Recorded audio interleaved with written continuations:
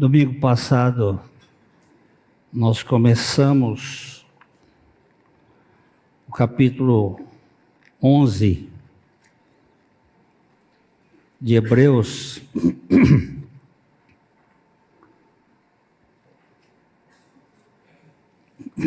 E eu havia feito uma programação para a gente abordar os 3 primeiros versículos, mas não conseguimos. Então vamos partir desse ponto. Vamos fazer uma pequena recapitulação. O versículo 1, Hebreus 11, 1. Ora, a fé é a certeza das coisas que se esperam e a convicção dos fatos que não se veem. Pois pela fé, os antigos obtiveram bom testemunho. Pela fé, entendemos que foi o universo formado pela palavra de Deus, de maneira que o visível veio a existir das coisas que não aparecem. Pai querido, é a Tua palavra, nós não temos que fazer ajeitamento, porque ela é a fonte da fé e da compreensão dos Teus filhos. Então fala conosco, edifica a Tua igreja, toca nos corações daqueles a quem Tu queres, e dá-nos alegria para vivermos na confiança da Tua palavra. Em nome de Jesus. Amém. Então, como eu disse, essa passagem descreve a fé como algo real, mesmo em relação ao mundo invisível. Porque nós temos uma compreensão de realidade, aquilo que é tangível. Nós falamos naquela ocasião da tridimensionalidade do mundo que nos aparenta e nós achamos que só isto basta. Mas esse texto vai nos falar de uma criação do invisível, a matéria invisível. Então ele fala da confiança inabalável nas promessas de Deus, mesmo sem provas visíveis, tangíveis no presente. Vimos que também a fé é um atributo espiritual da pessoa regenerada, e ela não faz parte do homem natural. O homem natural não tem fé. Ele tem 5 sentidos, ele tem uma razão limitadíssima, que mede comprimento, altura e largura, e todo o seu conhecimento gravita nessa realidade. O homem natural não tem capacidade de crer. Ele pode acreditar. Acreditar é uma coisa, crer é outra. Acreditar está dentro da fenomenologia. Crer transcende. Então, do ponto de vista bíblico, a fé é a confiança plena e firme no caráter, nas promessas e na plena obra de Deus em Cristo, mesmo quando as circunstâncias ou as evidências visíveis não são claras ou completas. Nós demos alguns exemplos naquela ocasião, e principalmente o de Maria, a jovenzinha que recebe a presença do anjo Gabriel e com uma notícia que ela seria engravidada pelo Espírito Santo. Sem nenhuma lógica, sem nenhuma capacidade de entendimento, ela se postou diante daquela palavra, dizendo: aqui está a serva do Senhor, cumpra-se em mim segundo a tua palavra. Isto é absolutamente fé. Falamos também do marido dela, que em sonho, ele querendo descartá-la, porque a barriga da Maria começou a crescer, e ele queria descartá-la, mas de modo muito educado, sem criar problema, e num sonho o anjo disse: pode ficar tranquilo, porque o que está nela gerado é da parte de Deus, e você vai ter o privilégio de colocar o nome dele de Jesus.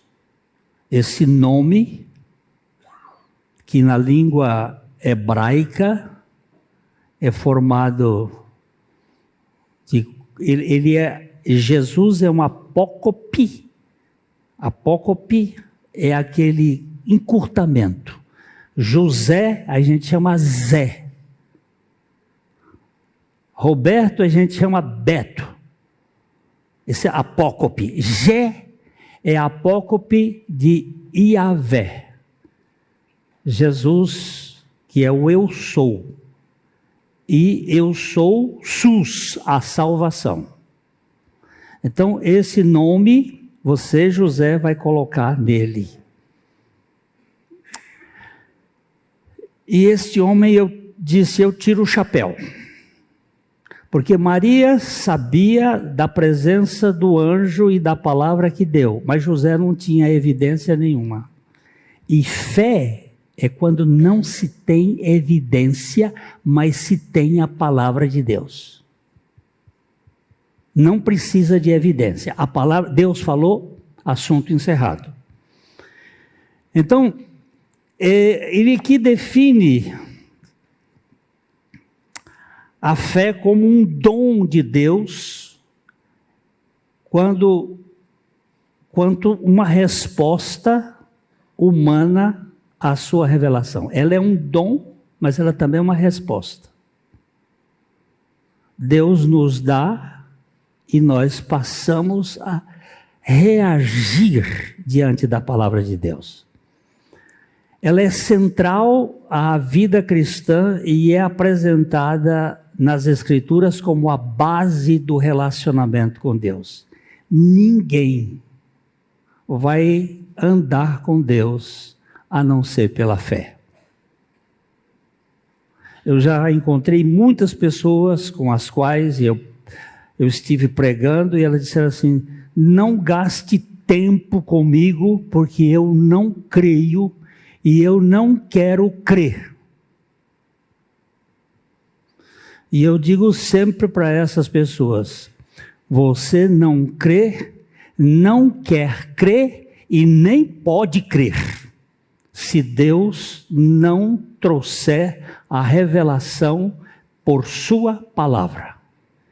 E eu não tenho dedos nas mãos para contar aqueles que, mais tarde, pela revelação do Espírito Santo, acabaram crendo. Por quê? Porque a palavra de Deus pregada, ela tem efeito. O Espírito Santo vai agir para levar a fé. Então, ele descreve aqui no versículo 1 duas coisas, que dizendo que a fé é o quê? Certeza das coisas que se esperam e a convicção dos fatos que não se veem. Primeiro, certeza. A fé nos dá uma confiança firme naquilo que Deus prometeu em sua palavra, mesmo que não tenhamos ainda recebido. Eu sei que tem. A palavra de Deus afirma, então não tenho desconfiança. Eu gosto dessa palavra de Lutero quando ele diz: a fé é um viver ousado e confiante na graça de Deus, tão certo de sua bondade, que você poderia morrer por ela 1000 vezes e não desistiria. Deus falou? Falou. Então, mas o Lutero teve uma crise. Todo o sistema na época pressionando contra ele, ele protegido pelo eleitor Frederico da Áustria, dentro do castelo de Wittenberg, ele estava traduzindo a Bíblia para o alemão. E a pressão muito forte, e o Lutero entrou em depressão. E a sua esposa, Susana, ela entrou no gabinete onde ele estava traduzindo, e ele estava desanimado, porque às vezes você tem dúvida, a sua limitação, a sua humanidade, a sua fragilidade, e ele estava caído sobre a mesa. Ela disse: o que é que você tem, Lutero? Ele disse: não tem jeito. Ele disse: o que é que não tem jeito? Olha, todo mundo contra mim, eu não tenho condições. Aí ela saiu dali, vestiu de preto, de cima a embaixo. Todas as peças da sua veste eram pretas, meias, chales, roupa toda, luva, sentou numa cadeira preta e começou a lamentar, a chorar, de voz alta, em voz alta. E o Lutero começou a escutar, o palácio é enorme, ele ouvia um som de um cômodo, e ele se dirigiu para lá, e quando chegou lá, ela estava sentada chorando. Ele disse: o que aconteceu, mulher? Ela disse: não tem jeito. O que não tem jeito? Não tem jeito. Aquilo que ele havia falado. Não tem jeito o quê? Não tem jeito. Ele morreu. Ele quem? O eleitor? Não. Quem que morreu? E ela disse: Jesus morreu. Jesus morreu, não tem jeito. E o Lutero disse: ele morreu, mas ele ressuscitou. Eu acabei de traduzir o capítulo 24 do livro de Lucas. Ele ressuscitou. Não ressuscitou, Lutero. Como não ressuscitou? Se ele tivesse ressuscitado, você não estaria assim. Esse seu desânimo é prova que você não crê na ressurreição de Jesus dentre os mortos. O homem levantou e disse: meu Deus, confessou o pecado e continuou. Até hoje a tradução do Lutero é a base da língua alemã. Certeza não significa que você não trema, mas você estará firme pela palavra de Deus. A segunda coisa que ele diz aqui é que é a prova das coisas que não vemos. A fé como prova, como evidência das coisas invisíveis. Eu hoje vi um milagre aqui. Um grupo de homens com mais de 50 anos sendo chamado de meninos por causa de um menino, do Davi. O Davi mudou o contexto desse grupo aqui de marmanjos. Mas eu queria que você entendesse. nós temos que ser feitos como crianças no campo da fé. Pueris, infantis. Eu creio porque Deus está falando. Deus disse. O ser humano natural, ele vai sofrer com essa incapacidade, mas a fé surge como resposta ao que Deus revelou na sua palavra. A palavra de Deus é o meio pelo qual faz surgir a fé no coração vivificado. O homem natural não tem, mas a palavra de Deus, ela vivifica. A Bíblia diz assim: a minha alma está apegada ao pó. Alma e corpo, corpo pó. Vivifica-me segundo a tua palavra. A palavra chega e gera vida. O defunto levanta. O defunto espiritual. E aí ele passa a crer e a arrepender-se. Ou arrepender-se e crer. Porque ninguém sabe qual é que começa primeiro. Eu acho que eles começam tão juntos que não dá para rachar. Eles são atômicos. A palavra atômico significa que não pode ser dividido. Mas hoje nós vamos falar, isso eu estou fazendo só a recapitulação. Já foram 15 minutos. Mas hoje nós vamos falar um pouquinho sobre os versículos 2 e 3. Esses dois versículos, eles falam, pois pela fé os antigos obtiveram bom testemunho. Aqui o autor aos Hebreus começa a nos mostrar que a fé não é algo novo. Os antigos, os personagens do Antigo Testamento, eles foram aprovados por Deus por causa da sua fé, dada pelo próprio Deus. Deus dá a fé para a gente crer nele.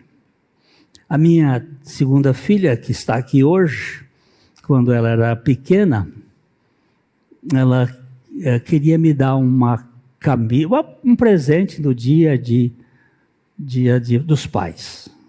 Eu sempre conto essa ilustração porque ela para mim explica. Ela chegou para mim e disse: pai, eu queria te dar um presente para o dia dos pais, mas eu não tenho dinheiro. Aí eu meti a mão na carteira, hoje eu não tenho nem carteira aqui. Peguei a carteira e abri a carteira assim. E como se fosse hoje, seria a maior nota, R$200, que eu tinha na carteira. E ela já selecionou a maior nota, muito rapidamente. E ela pegou e chamou a mãe e contou para a mãe que ela queria me dar um presente. E no dia dos pais ela me deu uma camisa que eu me dei. Porque ela não tinha o dinheiro, mas ela queria me dar a camisa. Então eu dei o dinheiro para ela e ela me deu a camisa. Deus faz isso conosco. Ele nos dá a palavra dele gera fé em nós para nós crermos nele. Eu acho, as explicações minhas são sempre repetidas, porque eu não tenho outras, mas elas são boas.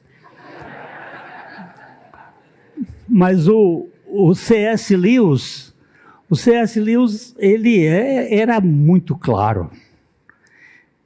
Não só nos contos, nas histórias que ele falava, mas o sol me dá a luz para eu ver o sol. E Deus me dá a sua palavra para eu crer em Deus. Eu não tenho fé, é verdade. Mas Ele, pela palavra, me dá a vivificação, me regenera. E através da minha regeneração, por meio da palavra, eu passo a crer. Não é centralizada em mim, é centralizada na misericórdia e na graça de Deus. E os antigos tiveram bom testemunho pela fé. Embora o vento seja invisível, o seu efeito é perceptível quando move as folhas das árvores. Eu estava lá na minha casa, olhando pelo vidro, e vi que a árvore estava mexendo. Ela estava balançando, ela estava dançando. Eu sabia mais ou menos da potência do vento, pela dimensão do balanço da árvore. Eu disse, mas o vento está forte. Porque uma brisa suave faz o vento, faz a folha ciciar. Mas conforme vai ficando mais forte. Então, eu entendo que a fé vem pela palavra. Às vezes ela está num cicio, fraquinha ainda, porque o vento está soprando devagar. Mas à medida que ele vai se tornando mais forte. A palavra de Deus é quem gera a fé em nós. E os antigos obtiveram essa confiança. Abraão. Quem era Abraão? Era um cara que morava lá na Babilônia. E Deus apareceu para ele e disse: você, Abraão, eu quero que você saia da sua terra e saia da sua parentela e vá para uma terra que eu vou te mostrar. Deus não deu para Abraão um GPS, Deus não deu para Abraão uma bússola. Deus disse: anda comigo, vem comigo.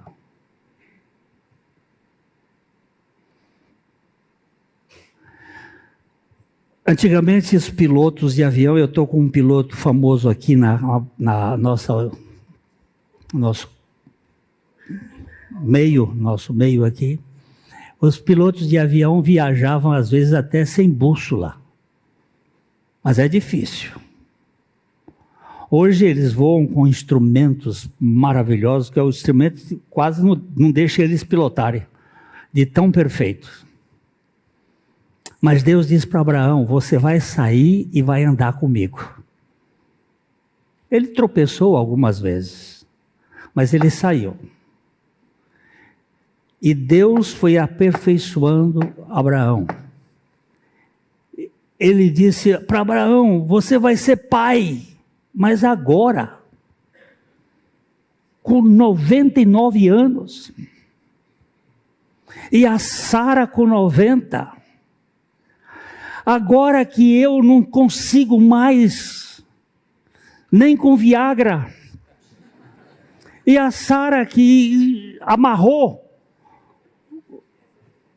como é que faz? O Deus que fala, a Bíblia vai dizer umas coisas. Eu queria que você abrisse aí a sua Bíblia em Romanos capítulo 4. Romanos 4, 18. 4:18, Abraão, esperando contra a esperança, creu, não acreditou, creu, para vir a ser pai de muitas nações, segundo lhe fora dito. Assim será a tua descendência. E sem enfraquecer na fé, embora levasse em conta o seu próprio corpo amortecido. Preste bem atenção nessa palavra. Necrou. Amortecido. O seu corpo amortecido. Necrosado. Sem sangue.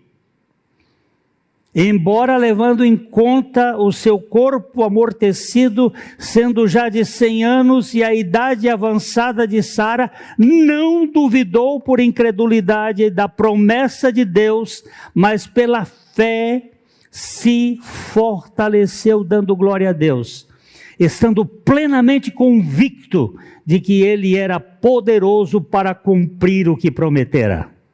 Olha que coisa mais... Por que que ele foi em frente? Porque ele era convicto de que o que Deus prometera iria acontecer.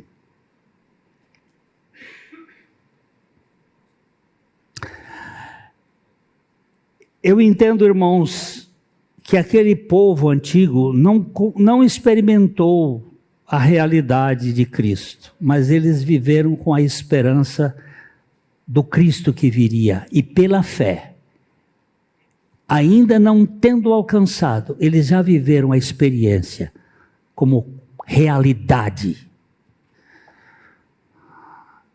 Quando Deus diz para ele: agora Abraão, me dá seu filho, seu único filho a quem tu amas.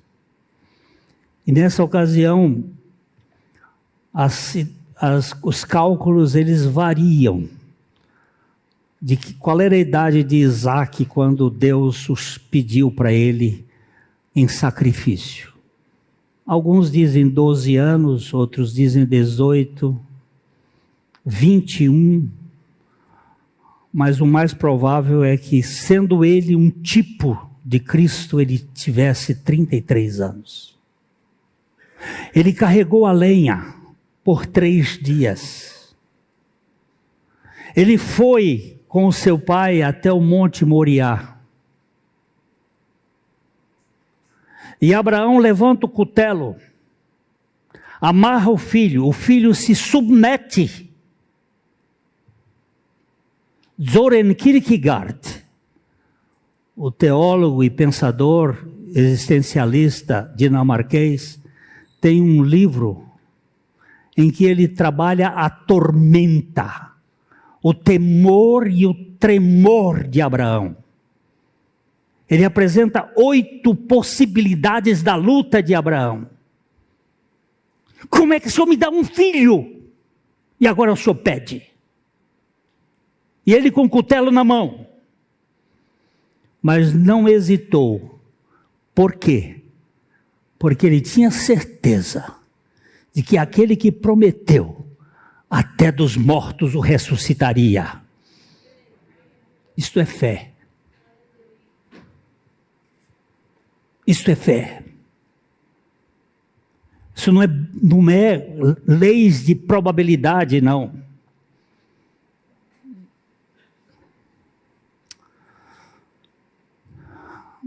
Moisés, que escolheu sofrer com o povo de Deus em vez de desfrutar dos prazeres transitórios do Egito, do pecado, porque ele olhava para o galardão.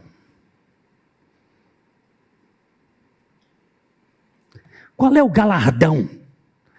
Eu escrevi um artigo ontem sobre esse assunto, porque isso me impressiona. Galardão não é aquelas divisas que os militares carregam no ombro. Soldado, cabo, sargento, tenente, capitão, major, tenente coronel, coronel, general de divisão, general de brigada, general de divisão, 4 estrelas, marechal. Não estou falando disso, não. Não é meritocracia. Galardão, para mim, é o quanto Cristo é o Senhor da minha vida. É o quanto eu dependo dEle.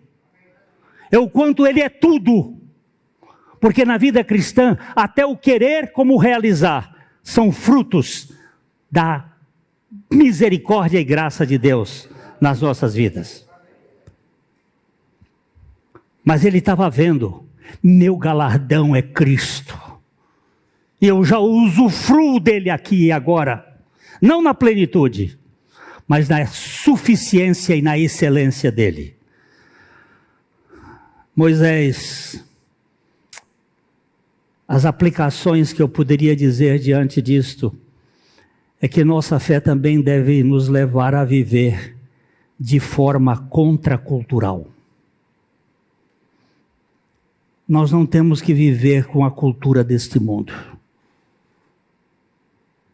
A nossa fé nos desafia a viver um Deus que dá na sua palavra.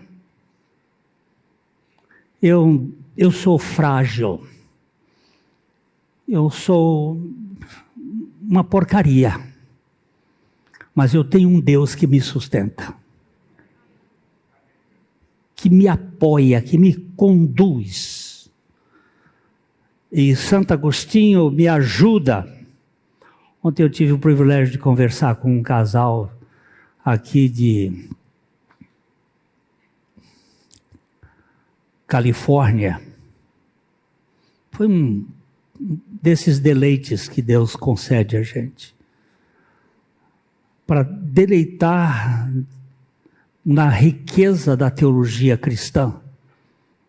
Casal católico, mas que tem uma visão do que é o Evangelho, da graça de Deus.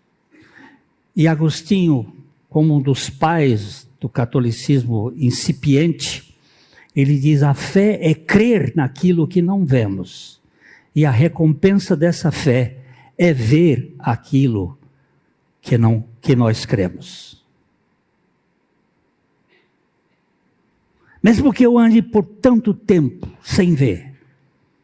Eu estava indo ontem para conversar com o Vides lá na Colina da Graça, e eu estava ouvindo uma mensagem de um pastor que estava pregando, e ele disse que uma senhora que perdeu a visão, e tem aquela turma da boca de sapo. Até vale a pena você ler a capa do boletim de hoje. O suspiro da alma, o gemido da alma, a doença de chamar a atenção para si. Alguém olhou e disse: eu tenho tanta pena daquela senhora fulana, ela é ceguinha. E ela escutou. Ela disse: ainda que eu não enxergue as coisas, quando eu me deito de noite, eu me lembro do tempo que eu era vidente e eu vejo os céus estrelados e eu vejo o meu Senhor reinando sobre ele.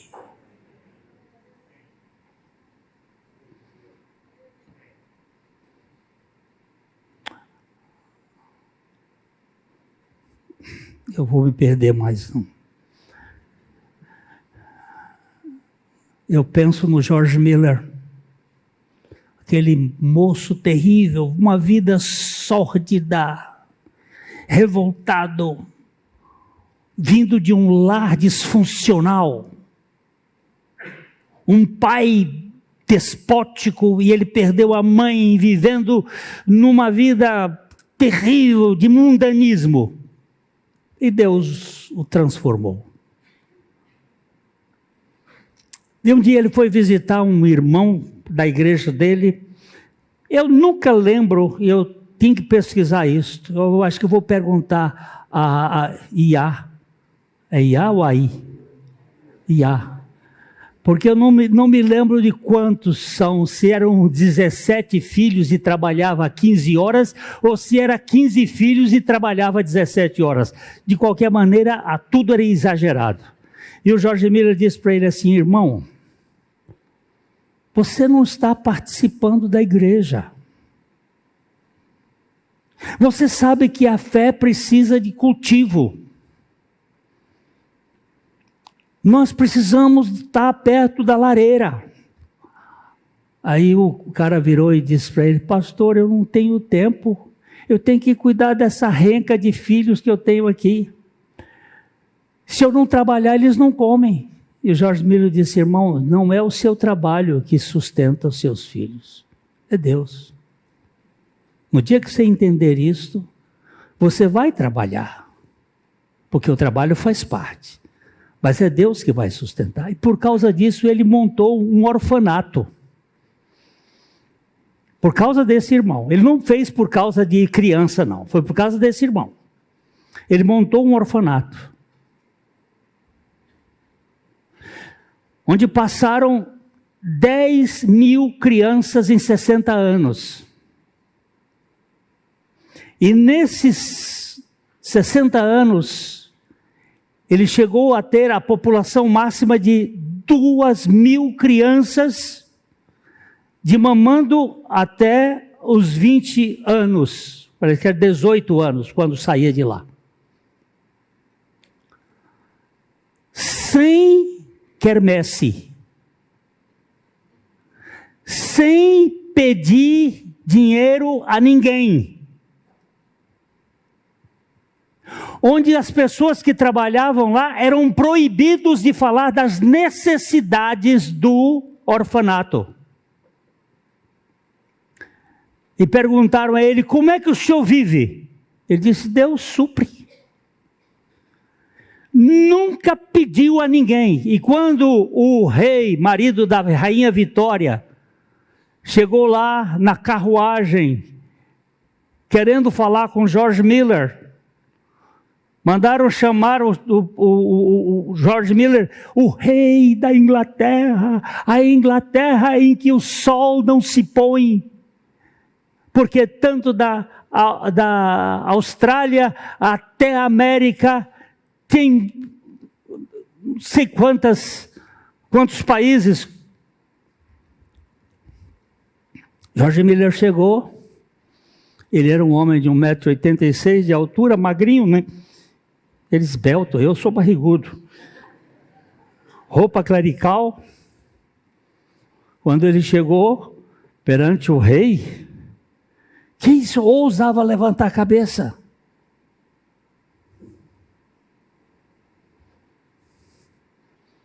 O rei disse: Senhor Miller, eu gostaria de saber quais são as suas necessidades aqui no orfanato, para que eu faça uma dotação como é que chama isso? No orçamento do reino para o orfanato. Misericórdia, se fosse eu ia dizer: olha, aqui ó, necessidade aqui para construir a escola, vamos lá. George Miller, sabe o que ele disse? Curvou-se: Vossa Alteza, eu não tenho autorização do Rei dos Reis para dizer quais são as nossas necessidades para nenhum súdito dele.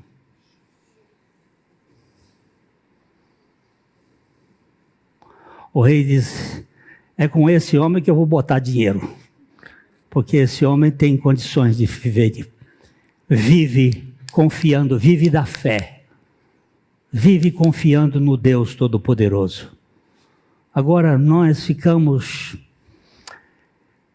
essa turma que crê em Deus, meus irmãos, eu creio na minha morte e ressurreição com Cristo. Sabe por quê? Porque a palavra de Deus diz. Não é porque eu entenda, não é porque eu sinta, é porque a palavra de Deus diz. E por causa disso eu creio. E é o mistério da fé. Agora o versículo 3 diz uma coisa assim. Ele diz aqui que pela fé entendemos que foi o universo formado pela palavra de Deus, de maneira que o visível veio a existir das coisas que não aparecem.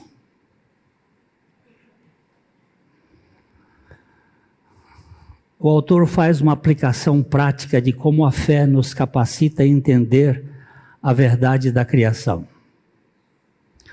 Aqui nós somos ensinados que pela fé compreendemos a realidade da criação. O mundo foi criado pela palavra de Deus. E Deus disse: haja luz. e houve luz.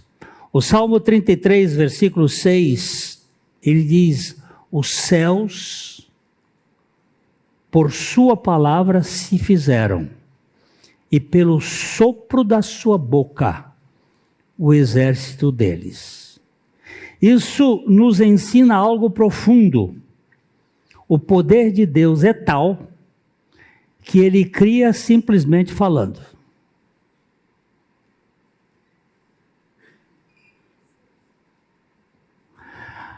A criação ex nihilo, ou a criação do nada, é um conceito que desafia a compreensão humana, mas que a fé nos faz aceitar com confiança. O que vemos hoje, o mundo físico, não foi formado de algo pré-existente, mas foi criado do invisível pelo poder da palavra de Deus.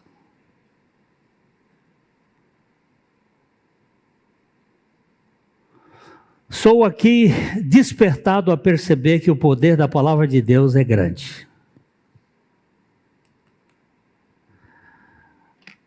Eu olho para as bodas de Caná da Galileia. Doutor Adalton Lourenço, que esteve aqui nessa igreja por 3 vezes, e que o Senhor o recolheu esse ano, ele fez uma comparação assustadora. Quando Jesus chegou lá no casamento e faltava vinho naquele casamento. E Maria descobre que eles estavam sem aquilo que gera alegria nas festas, o vinho. E Maria coloca nas mãos de Jesus a oportunidade dele fazer aquele milagre. Mas Jesus não fez nada. Ele simplesmente disse para os serventes: encham as talhas de água. Depois ele disse: tirem a água das talhas. Eles encheram aqueles potes de cerca de 720 litros de água e tiraram. Eu considero aqueles serventes as pessoas importantes deste milagre, porque eles tiraram a água, e quando eles iam chegando para o mestre da cerimônia, que o mestre tomou, não era mais água. Eu só lamento que não sobrou nenhuma garrafa daquele vinho extraordinário, da cepa de Shirá, só que é a Shirá do céu. E o doutor Adalto fez o seguinte cálculo: 720 litros de água sendo transformados em 720 litros de vinho, seria necessário a energia de todas as estrelas do sistema da constelação da Via Láctea por um dia. Para você ter noção que a nossa estrela, essa estrelinha de quinta grandeza, ela queima 5 milhões de toneladas de matéria em 1 segundo para produzir energia aqui para a Terra. E seriam necessárias todas as estrelas do sistema solar. E Jesus nem suou. Ele simplesmente diz: encha e depois leve. A palavra. E aqui eu faço uma observação que serve para mim e para ti. Nós temos um código na nossa casa, muito mais poderoso do que todas as ogivas nucleares da Terra, que nós mantemos fechada e não vamos a ele, para sermos alimentados do poder de Deus, que é a sua palavra. Fred Hoyle, astrofísico britânico, conhecido por suas contribuições à teoria do estado estacionário e a nucleossíntese estelar, ele argumentou contra o acaso, contra essa possibilidade de uma explosão sem causa, com a seguinte frase: a probabilidade da vida ter surgido por acaso é comparável a um tornado varrendo um ferro velho e montando um Boeing 747. Está lá o ferro velho, entra o tornado, sai um Boeing 747 pronto. Essa é a probabilidade. Eu estou falando de uma autoridade, não é um glêniozinho qualquer. Essa é a probabilidade. Eu fui pesquisar um pouquinho mais. Ele nunca aderiu ao teísmo clássico, tradicional. Mas ele acreditava que a ordem e a complexidade do cosmos apontava para uma inteligência subjacente que não tem como explicar. E que você tem o sotaque dele na sua mão.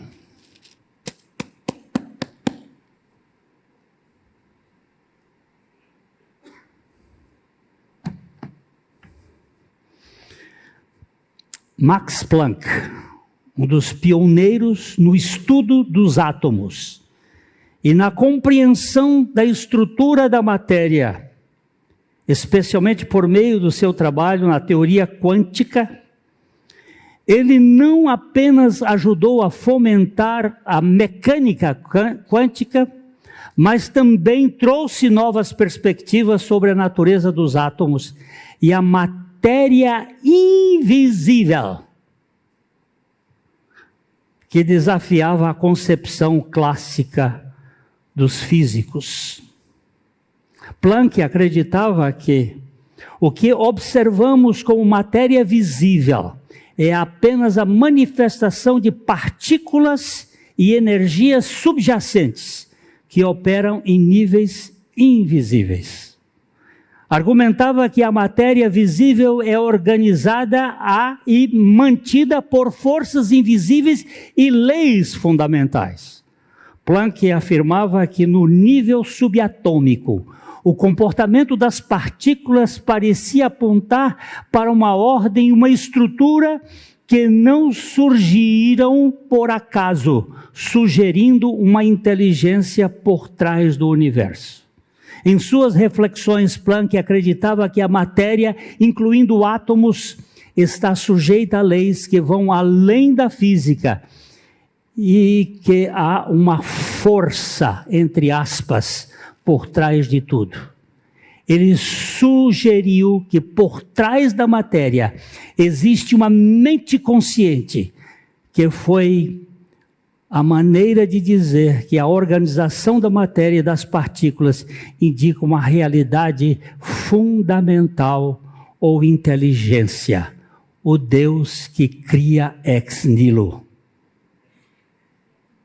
Planck hoje é considerado descartável pela mente dos materialistas, mas ninguém conseguiu apagar a sua contribuição.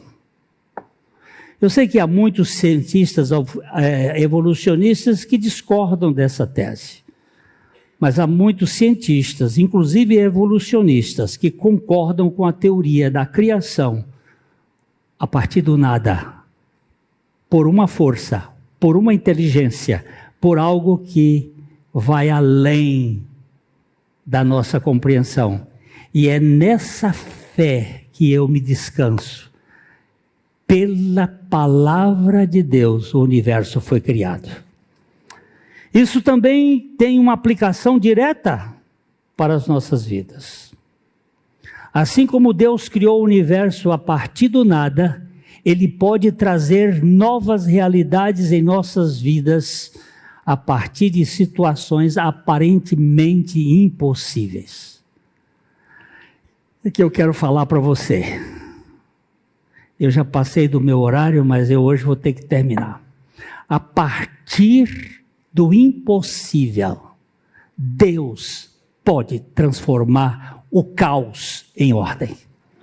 Deus pode transformar a sua vida problematizada até a raiz do cabelo em se tornar algo realmente ordenado pela sua graça. Deus pode criar esperança onde há desespero. Ele pode criar vida onde há morte. Ele pode restaurar o que está quebrado. Alguém chegou para mim e disse: meu casamento faliu. Eu digo: agora Deus pode entrar e mudar esse casamento. Porque Ele tem poder para isso.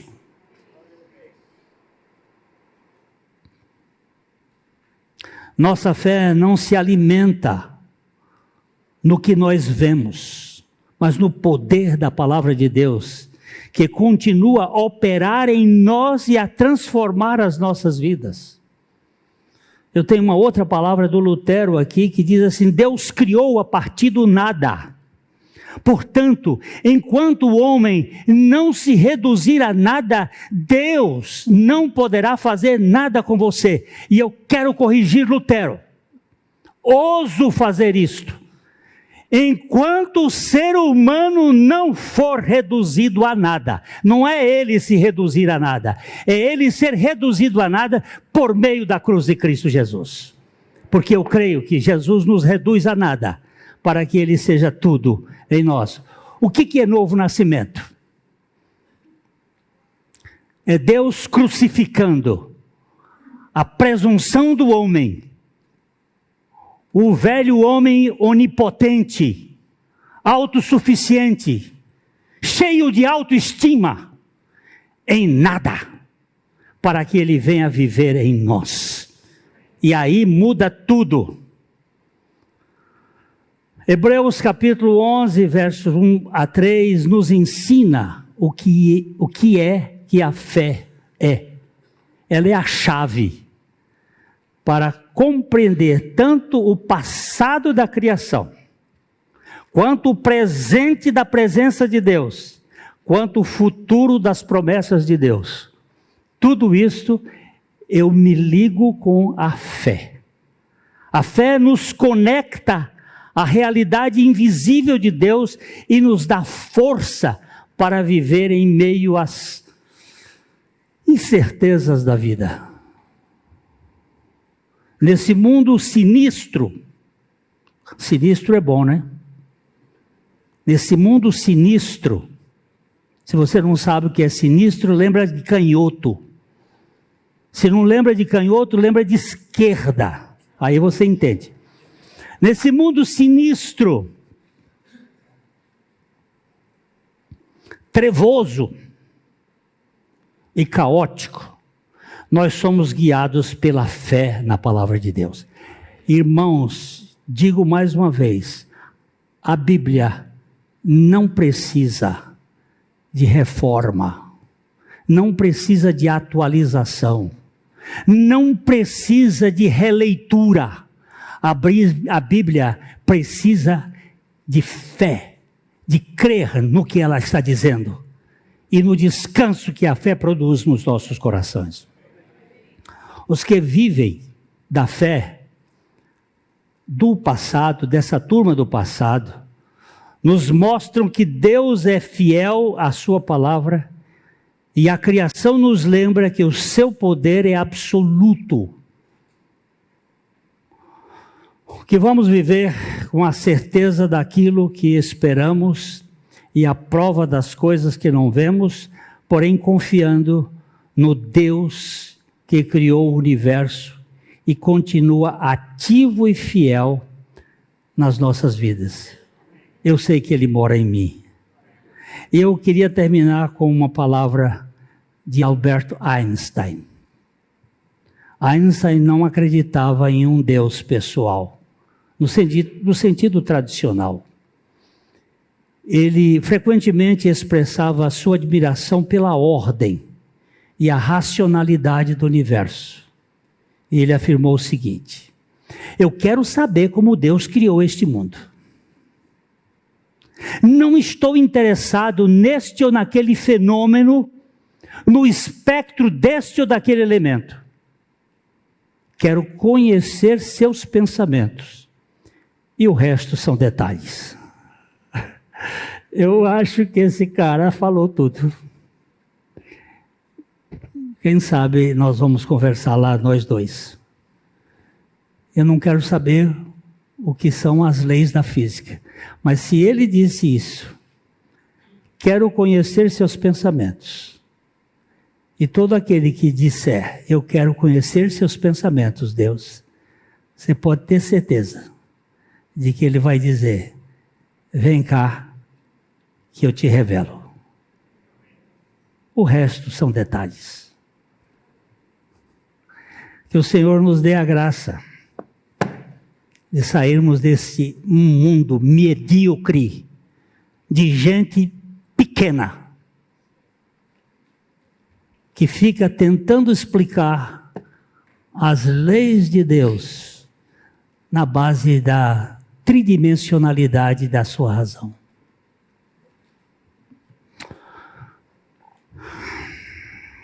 Você já morreu com Cristo?